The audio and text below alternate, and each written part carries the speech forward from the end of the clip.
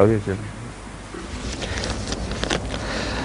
حضور شریعت اور اس کے نفاذ کے بارے میں حضور کے ایک لیکچر سے یہ تاثر ملتا ہے کہ ایبسولوٹ جسٹس کے اصول کے تحت یہ درست نہیں کہ کوئی حکومت اپنے مذہبی قوانین ملک میں بالعموم رائج کرے.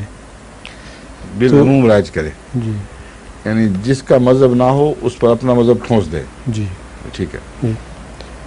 تو سوال یہ ہے کہ اسلامی قوانین اور حدود وغیرہ کن حالات میں پھر نافذ کی جائیں؟ اکثریت کے فیصلے کے مطابق. یہ جو انہوں نے حدود ملک ہر قسم کی سزائیں مقرر کی ہیں بے حیائیوں کے لیے جو کم ہو رہی ہیں، یہ کسی شریعت کی وجہ سے کی ہیں؟ انگریزوں نے یا فرانسیسیوں نے یا بیلجینز نے یا جرمنز نے جو انسانی معاملات میں سزائیں مقرر کی ہیں ان میں بے حیائی بھی شامل رہی ہے اب تک. اس میں وہ جو ہومو سیکشولیٹی بھی قابل تعزیر سزا یعنی جرم ہے. اور ان کی ساری جو قانون سازی کی تاریخ ہے وہ آپ کے سامنے ہے، اور قانون سازی کے لیے کسی شریعت کا حوالہ نہیں مانگتے. انسانی معاملات میں جو بھی مناسب فیصلہ ہوگا وہ قوم کرے گی تو وہ ہوگا اور عدل کے مطابق ہوگا، مذہب کی بنا پر نہیں ہوگا.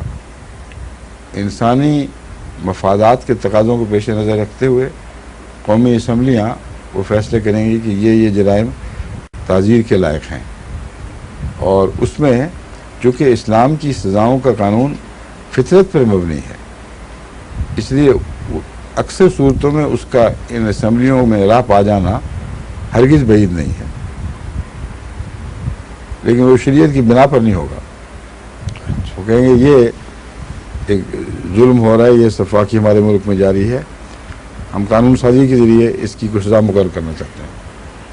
پھر آپس میں گفت و شنید کے بعد اگر کچھ سزا مقرر ہوتی ہے تو سب پر عائد ہوگی. اگر یہ فیصلہ ہو کہ شریعت کا عمل مسلمانوں کی حد تک محدود ہوگا اور دوسروں کے لیے یا عام قانون چلے گا یا ان کی شریعت پر عمل ہوگا، تو یہ بھی جائز ہے اور رسول اللہ صلی اللہ علیہ وسلم سے ثابت ہے. یعنی آن حضرت صلی اللہ علیہ وآلہ وسلم نے مدینے پر تسلط پانے کے بعد ہرگز اسلامی شریعت کو یہود پر نہیں ٹھونسا، ہرگز اسلامی شریعت کو مشرکین پر نہیں ٹھونسا، بلکہ 3 امکانات آپ سامنے رکھا کرتے تھے. اور یہ آپ کے کمال عدل کی اور کمال حکمت کی گواہ بات ہے. آپ فرمایا کرتے تھے تم قرآن کی شریعت کے مطابق اگر فیصلہ چاہتے ہو تو اس کو وہ تیار ہوں میں، اگر اپنی شریعت کے مطابق چاہتے ہو تو اس پر بھی میں مانتا ہوں، اگر رواج کے مطابق چاہتے ہو اور ثالثی وغیرہ کے ذریعے کرنا چاہو تو اس پر بھی میں مانتا ہوں.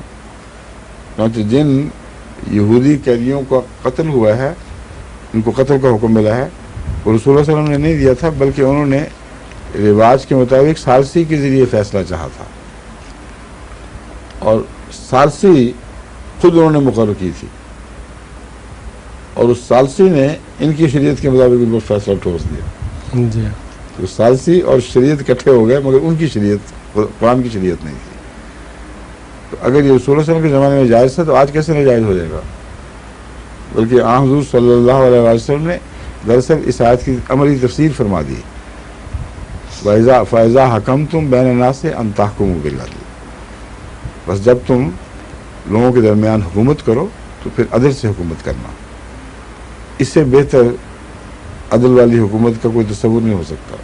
متفرق مختلف ایک دوسرے سے متصادم مذاہب ایک ہی جگہ پرورش پا رہے ہیں اور ہر ایک کے حقوق قائم ہیں اپنی اپنی جگہ. ظہور مہدی آخر